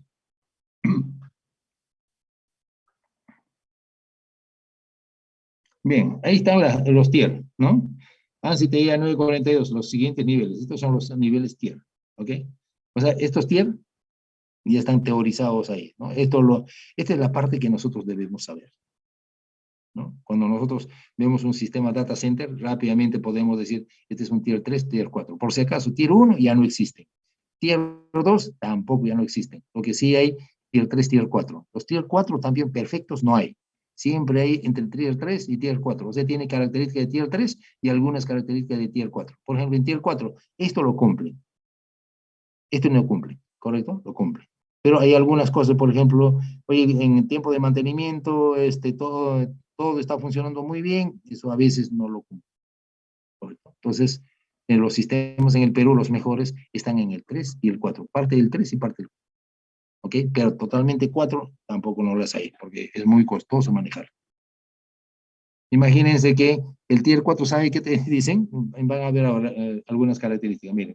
Por ejemplo, en el tier 1 dice rutas únicas, efectivamente, no hay más, pues sin componentes redundantes, no hay. Susceptible de interrupciones, ¿cierto? UPS, aéreos, generadores, son módulos simples y tienen múltiples puntos sencillos de falla, o sea, sencillos de falla o puntos únicos de falla, ¿no? Esto podría ser mejor, puntos únicos de falla significa si eso falla, ya el sistema se cae. Las cargas críticas pueden ser expuestas a apagones durante mantenimiento preventivo correctivo. Errores de operación o fallas espontáneas de los componentes de infraestructura causan interrupciones en el centro de cómputo. O sea, nos afecta a todos. ¿Sí? Disponibilidad, 99.671%. Ustedes dirán, oye, pero 99, casi 100, es alto. Pero sin embargo, no, nada, esto es bajo, bajo. Hoy en día se está como disponibilidad, ¿sabe cuánto se exige? Los 5 nueves. 5 nueves, o sea, vale decir, la disponibilidad debe ser 99.999, o sea, 999, o sea, 3 y 2, 5 nueves, así está el porcentaje hoy en día. ¿Correcto? Número 2, también rutas únicas, componentes redundantes, si hay significativamente menos susceptibles, y pues el diseño de UPS generadores necesitan redundancia N más 1, ya lo hemos visto. El mantenimiento de rutas críticas de potencia y otras partes de la infraestructura requerirán un proceso de shutdown, o sea, tiene que bajarse, ¿no? Tiene que salir de funcionamiento para el mantenimiento. Disponibilidad, este sube a 99.741, ¿no? Esto era 99.671, esto es 741. El tier 3, rutas duales, esto sí ya tiene rutas diálogo múltiples, sistema multimodo, doble ruta de alimentación de potencia, ¿sí? Pérdida de redundancia durante fallo o mantenimiento, permite realizar actividades de mantenimiento planeadas, ¿sí? Tiene suficiente disponibilidad en una de las rutas cuando se están haciendo trabajos en la otra, ¿sí? Pues, no queda con redundancia cuando se hacen esos trabajos. Normalmente se diseña con opción a convertirse a tier 4, cuando las operaciones de negocio así lo exigen. Disponibilidad, aquí es 99.982. Y acá, miren, el tier 4, aquí todavía dice 99.995, pero hoy en día asociados a la seguridad y todo eso están exigiendo 99.999. Este 5 ya no es 5, sino 9. O sea, vale decir, estos 26 minutos de parada al año tolerable bajan más o menos a 5 minutos 26. ¿Ok?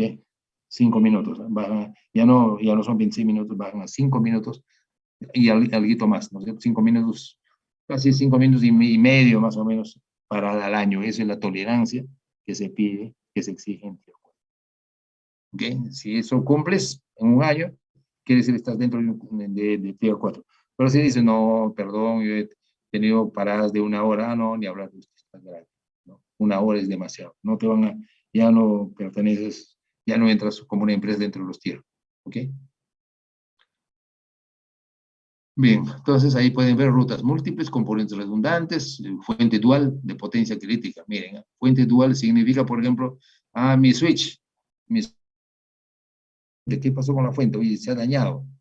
Uy, entonces no va a prender mi switch. No te preocupes, sí tiene uno dual. Ya, quiere decir que uno se dañó, entonces el otro va a ir cierto, no hay ningún problema. Así es. Eso es fuente dual. ¿Ok? Nosotros ni siquiera en nuestra PC tenemos fuente dual, ¿no? A veces nuestra fuente se daña, tenemos que cambiar desesperados, ¿no? Pero obviamente nosotros no tenemos pues altos niveles de negocio que si paramos, que paramos 10 minutos estamos perdiendo miles de dólares, ¿no? No nos pasa eso.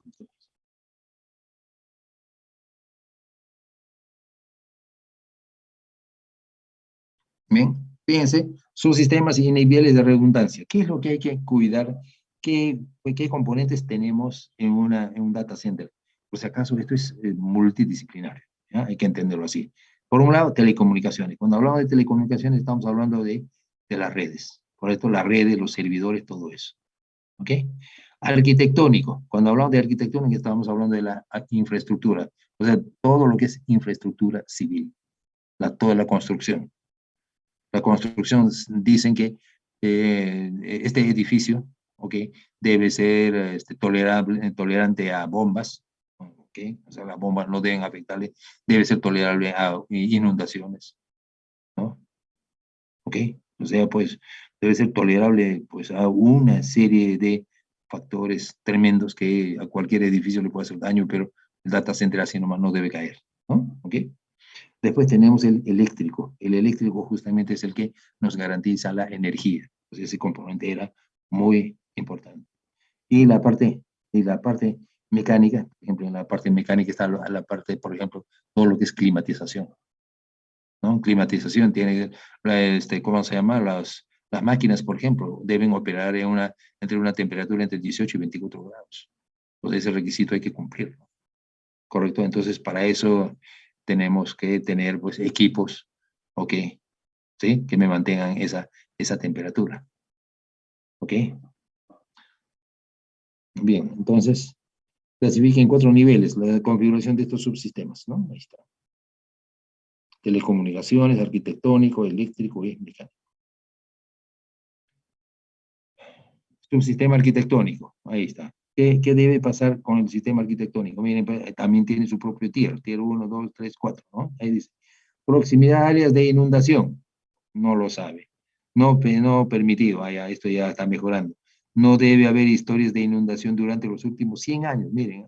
No debe haber historias de inundación durante los últimos 100 años y de 50 años a menos de 91 metros. Todo eso hay que estar mirando, fíjense. Y el 4 dice, no debe haber historias de inundación durante los últimos 100 años, miren.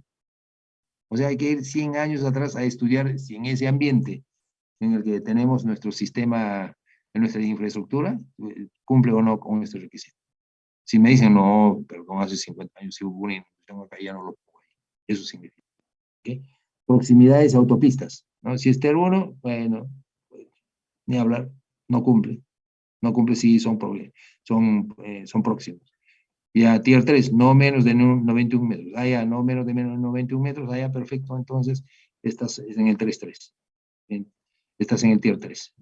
¿Qué tan cerca están las autopistas? No menos de 0,8 kilómetros, casi 1 kilómetro. Entonces cumples con Tier 4. ¿Ok? Proximidad de aeropuertos. Aquí no cumple. Aquí 1,6 kilómetros, ¿sí? O no más de 48 kilómetros. Tienen que estar en este rango Tier 3. Y aquí dice no menos de 8 kilómetros y no más de 48 kilómetros. ¿Ok? Áreas de parqueo, edificios con dueños, diferentes dueños, miren, ve, que todo está bien controlado. Debe cumplir con requerimientos de NFP. Esto obviamente son seguridad, ¿ok? Estos son seguridad.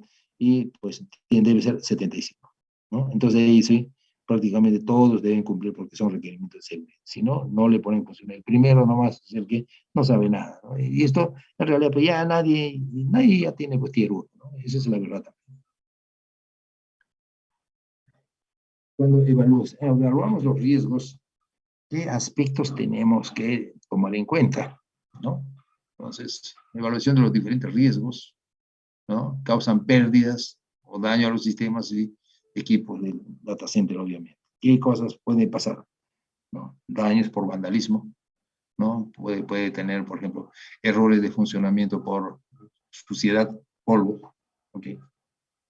Y podemos tener, por ejemplo, fuego, incendios, podemos tener inundación, ¿ok? O también tener accidentes, ¿correcto? Imagínense que un desconocido con mala intención tenga acceso al data center, ¿no? Esto puede, pues, cuantiosos daños, ¿no? ¿Ok? Ahí está el subsistema eléctrico. Ahí está el subsistema eléctrico, miren. El tier 1, tier 2, tier 3, tier 4. Fíjense aquí. Permite hacer mantenimiento sin shutdown, o sea, sin caída. ¿Eh? Ahí está. Todo. Tier 3 todavía permite. Tier 4 con más razón. Número de rutas de alimentación, esto lo hemos estado viendo en antes, ¿no? Tier 1, 1 nada más. Tier 2 también 1. Tier 3, un activo, uno pasivo. Eso estamos viendo acá, los dos activos. Acometida de proveedor externo de energía. Miren, proveedor externo de energía. Esto es como decir, es del norte y del sur. Miren, este acá es alimentación sencilla, o sea, una sola. Este ya es alimentación dual. Vale decir, es mejor que tenga dos acometidas. O sea, dos subestaciones, que es bien difícil cumplirlo. ¿Ok? Redundancia de generador. Miren acá. Tier 1, solamente N, no tiene respaldo. Tier 2, no tiene respaldo. Acá Tier 3, tiene 1 de respaldo. ¿Correcto? Tiene 1 de respaldo. ¿Ok? Y acá, en cambio, ¿qué es? Son 2 generadores, o sea, 2 ramales en este caso. ¿Ok? ¿Por qué no le pone 2N más 1? Porque acá no hay nada de respaldo, sino ambos están compartiendo. Por eso le pone 2N. ¿Está claro? 2N acá, ambos están, miren, 2 activos, ahí están 2 activos. ¿Por qué lo ponen N más 1 aquí?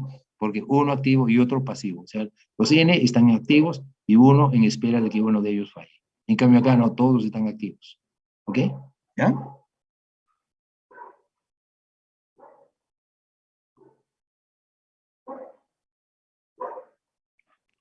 Pero como comentábamos antes, si tuviera aquí 2N más 1, yo diría, ahí acá tengo 2 ramales activos, pero, sin embargo, para esos 2 ramales activos, tengo uno, ¿no es cierto? Uno de respaldo, ¿no? ¿Ok? Cables de alimentación, acá hay 1, acá hay 2, 2, 2. Bueno, eso sí, cables de alimentación, sí. ¿Ok? Como no es costoso, ahí todos tienen ya su duplex, ¿no? Puntos sencillos de fallas, miren, ¿no? Estos son puntos sencillos de fallas o puntos únicos de fallas. Uno o más puntos sencillos de falla para un sistema, dice. Uno o más puntos sencillos también, o sea, esto tiene uno o más puntos de falla. En cambio, el tier 3 no tiene puntos de falla, ya no, se ha eliminado puntos de falla. Vale decir que si este falla, todo se malogra, ya no hay eso, ya no es posible. El tier 4 mucho menos. ¿Okay? Por eso dice puntos únicos de falla ya no tiene. ¿Okay? Autonomía de combustible, miren, combustible, 8 horas. Acá 24 horas para tier 2. Para tier 3, 72 horas, pero para tier 4, 96 horas. Profe, ¿y para qué son los combustibles? El combustible, por ejemplo, se refiere a combustible de generador, por ejemplo. ¿Ok? Si la energía eléctrica externa está fallando, nuestra subestación no está activo, entonces tiene que entrar en acción los generadores eléctricos internos que tenemos, y eso funciona con combustible, y tienen que tener una autonomía, correcto, de 96 horas. ¿No? ¿Ok? Bien.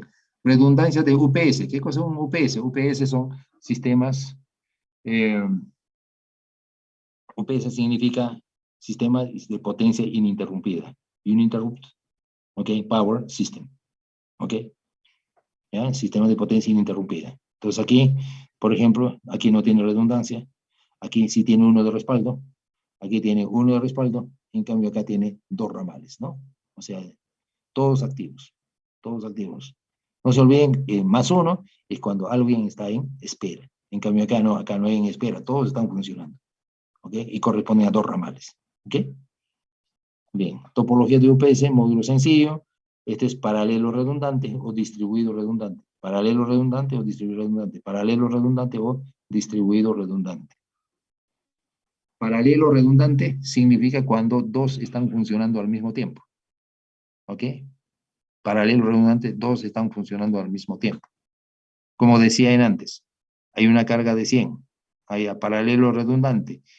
Por ejemplo, tengo dos UPS. Hay a dos UPS, entonces, como la carga es de 100, una UPS está dando 50 y el otro 50.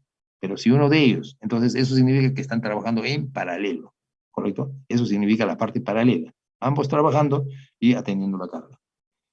Uno de ellos se daña, el sistema debería sufrir algún cambio, pero no sufre ningún cambio. Sigue trabajando. ¿Por qué?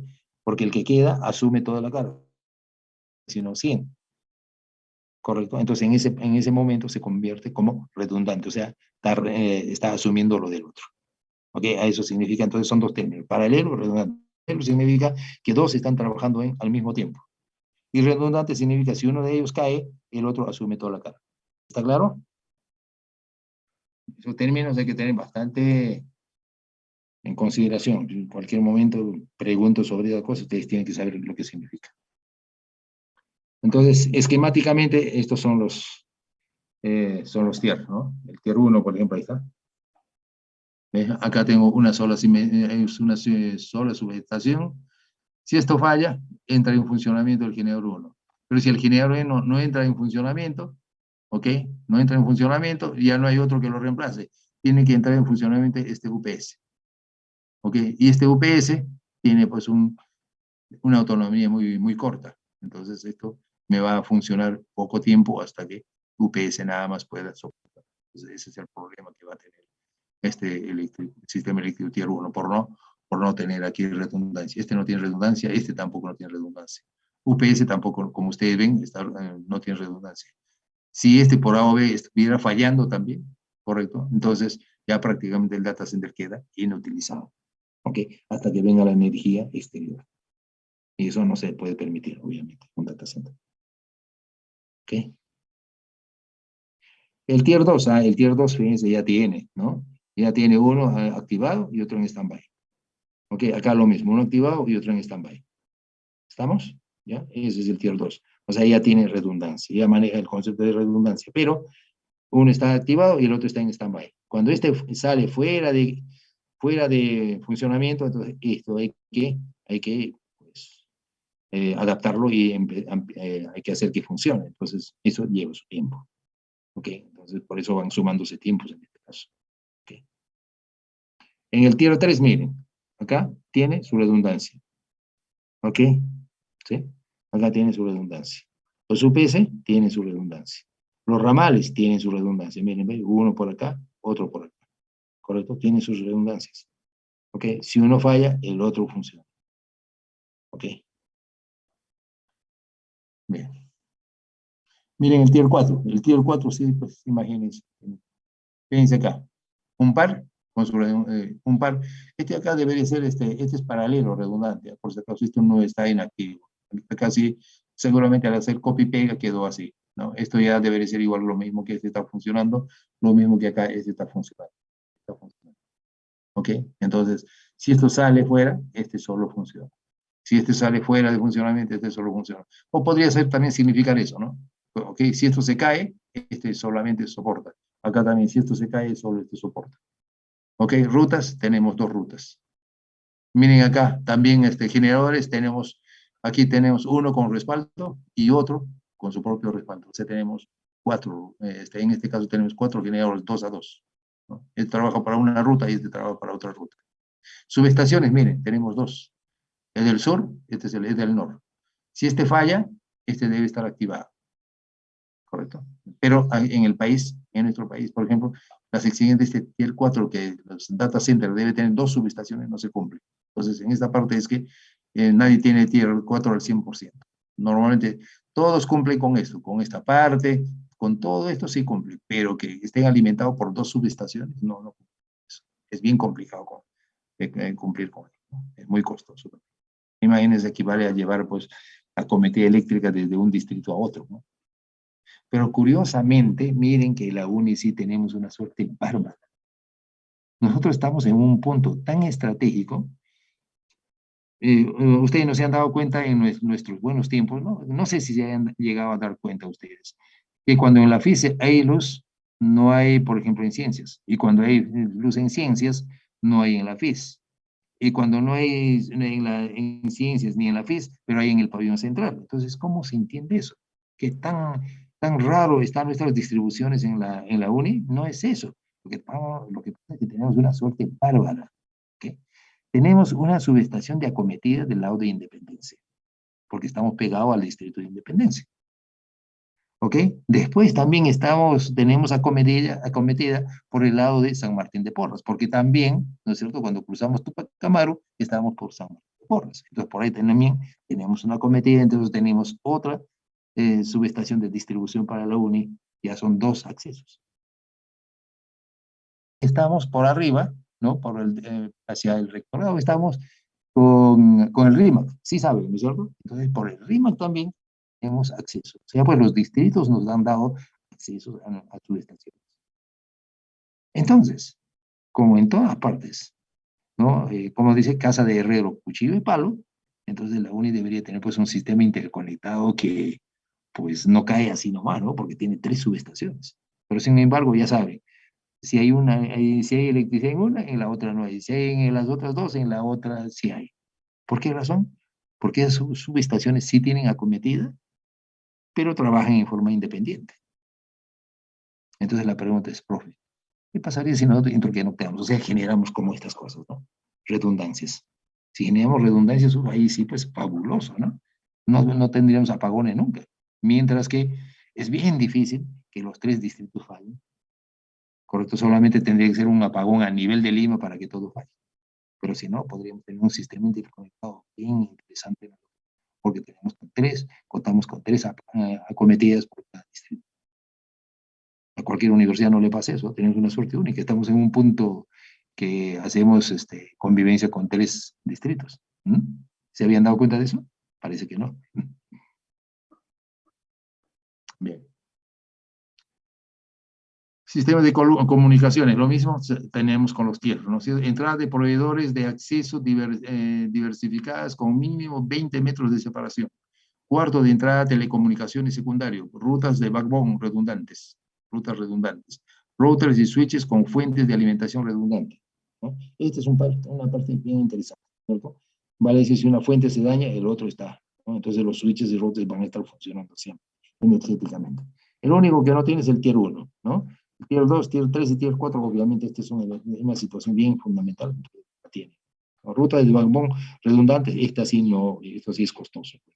Mantener 2 rutas no es como tener 2 sistemas, ¿no? Entonces, esta sí tiene, pero una activa y otra pasiva. En cambio, este de acá tiene 2 rutas, pero ambos en funcionamiento, haciendo paralelos redundantes. ¿Ok? Bien. Subsistema mecánico, lo mismo, también tiene su sistema tierra. Tierra 1, 2, 3, 4. A ver, redundancia de unidades de aire acondicionado, ¿no? Sistema mecánico entra ya con aire acondicionado. O sea, vale decir la climatización que llamamos. No tiene unidades de redundantes, no tiene. Sí, tier 1 en general no tiene redundancia. Tier 2, una unidad redundante por área crítica, pero uno en stand-by, ¿no? Entonces, cantidad de unidades de aire acondicionado suficiente para mantener el área crítica durante la pérdida de una fuente de potencia. Cantidad de unidades así suficiente para mantener el área crítica durante la pérdida de una fuente de potencia eléctrica, ¿no? Un poco parecido, pero en realidad yo sí le encuentro una diferencia, porque en Tier 4, por ejemplo, ¿qué es lo que sucede? Por ejemplo, había un Banco de la Nación, bueno, era el BCP, hicimos una supervisión en una oportunidad, entonces estamos chequeando los tier, entonces sí tenía tier 4. ¿En qué consistía el tier 4 en este caso? Que tenía 4 equipos de climatización. ¿Ok? 4 equipos de climatización marca alemana tenía. ¿Ya?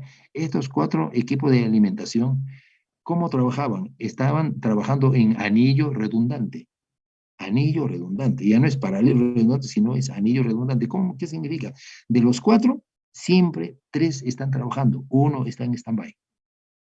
De los 4, miren, 3 están trabajando. 1 está en stand-by, pero por media hora. En la siguiente hora, el otro entra en stand-by y los otros 3 están trabajando. En la siguiente media hora, el otro integrante del anillo entra en stand-by y los otros 3 están trabajando y así sucesivamente. ¿Ok? Por eso estos son redundantes en anillo. Es un sistema bien interesante que a mí me llamó mucho la atención porque no había visto, ¿sí? Siempre estaba acostumbrado a ver paralelo redundante o ver pues, sistemas en stand-by, ¿no? O sea, uno funcionando y el otro en espera. Ese es clásico, ¿no? Todos lo sabemos que hay. En los negocios, por ejemplo, la gente normalmente tiene, oye, ¿y esto? Ah, no, esto está pues en reserva, pero no, pues no lo hacen trabajar en paralelo. Fundamentalmente porque ya hemos dicho, cuando comparten carga, baja su rendimiento. O sea, si estas máquinas al 100% de carga, por ejemplo, están trabajando al 90%, cuando están trabajando al 50% de carga, bajan pues al 60%. Y eso al dueño no le gusta. Entonces, por esa razón dicen, no, mejor que esté en stand-by y el otro, pues, que desarrolle su rendimiento alto. ¿Ok? Pero ya saben cuál es la desventaja, que cuando el otro está trabajando, cuando el otro se daña, al otro hay que ponerlo operativo y a veces, por el tiempo que está desocupado y no se ha hecho mantenimiento, entonces el equipo, pues a veces no arranca al momento que lo queremos. ¿Ok? Por si acaso, tengan cuidado, si ustedes, por ejemplo, guardan un equipo de sonido 1 año y no lo manipulan, es probable que cuando lo prendan no funcione. Eso no es porque, oye, quién lo manipuló, quién lo dañó, no, sino pues por el tiempo que está sin uso, se va volviendo obsoleto, o sea, y termina dañándose. Y por ahí, si hay bichos que hacen algún papel, por ahí, no sé, entonces dañan algún circuito sensible, que por ahí, con más razón te dicen, bueno, conclusión, entonces los equipos hay que tenerlos siempre en operación, ¿ok? Bien, entonces, como ustedes pueden ver, redundancia para unidad de aire acondicionado, después alimentación eléctrica para equipo de aire, obviamente la alimentación eléctrica para todos es fundamental y hemos quedado, ¿no es cierto? ¿Ok? Tiene múltiples caminos, es justamente múltiples caminos de tal manera que si uno falla, los otros están funcionando siempre, ¿no? Tuberías para refrigerantes, ¿no? Camino doble, ¿ok? Lo mismo. Sistemas de extinción automática para supresión por agua o agente limpio, ¿no? Eso sí, es importante que lo tengan, se les exige a todos. Problemas comunes en Latinoamérica, ¿no? Bueno, esto es un poquito para que lean ustedes, ¿ok? ¿Sí? Bueno, de ahí tenemos el piso técnico. Estos ya son fotografías, ¿ok? Que los estoy presentando para que ustedes vean. Nos ganó la hora, entonces ni modo, ya nos quedamos en esta parte, ¿sí? Ya los de piso y de cosas, ya lo veremos pues el, el jueves, ¿ok? Complementamos con todas estas partes, ¿ok? Ahí también, ¿eh? Pero como esto lo voy a colgar, ustedes vayan mirando, analizándolo, miren, hay bastantes cositas de qué hablar, ¿ok? Correcto, que ustedes deben conocer, fíjense. Estas son fotografías de la vida real, como se dice, es un poco historia, ¿no? De las andanzas que uno tiene, ¿ok? ¿Sí? El sistema de climatización, es interesante también hablar aquí, ¿ok? Ahí está. Hay varias cositas que ver, esto ya lo vemos el día jueves, jóvenes. ¿Listo? Ingeniero, tengo Entonces, otro sí, curso y la profesora me va a molestar si es que no estoy atento, así que voy a ir al toque, disculpe. Ya puse mi asistencia en el chat para que me pueda considerar. ¿Aló, ingeniero?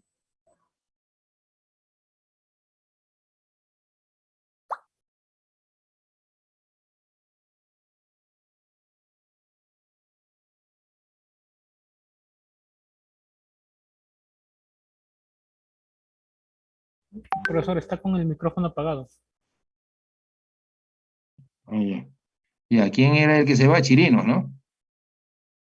Ok, no hay problema. En este momento paso la lista y en la medida que van conversando se pueden ir retirando, no hay problema, por favor.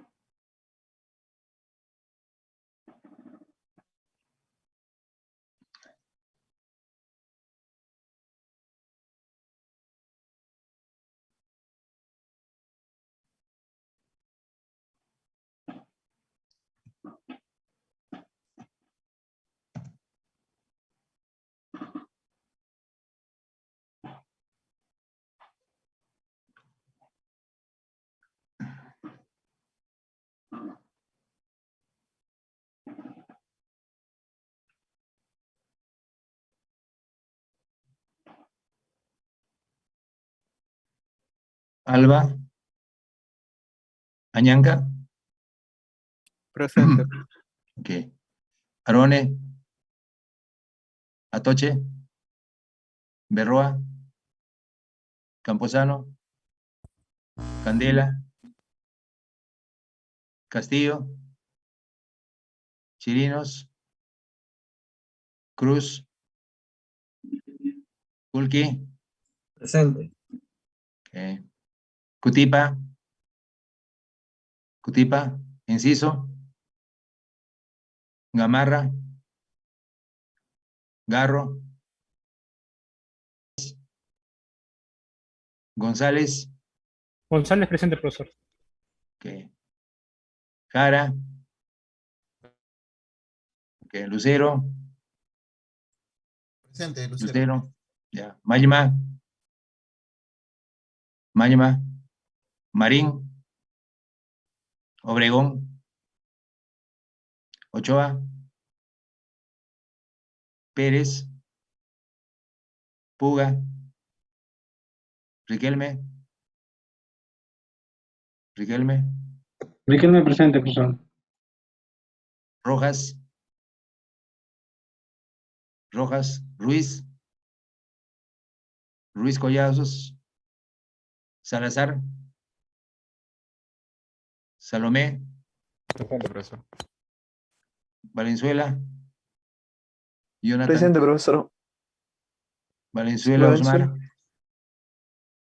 Valenzuela Mendoza. Mendoza no está. Vázquez Becerra. Vera. Vera Flores Vera presente, Men- profesor. Vera Mendy. Veramendi presente, profesor. Ok, listo. Gracias.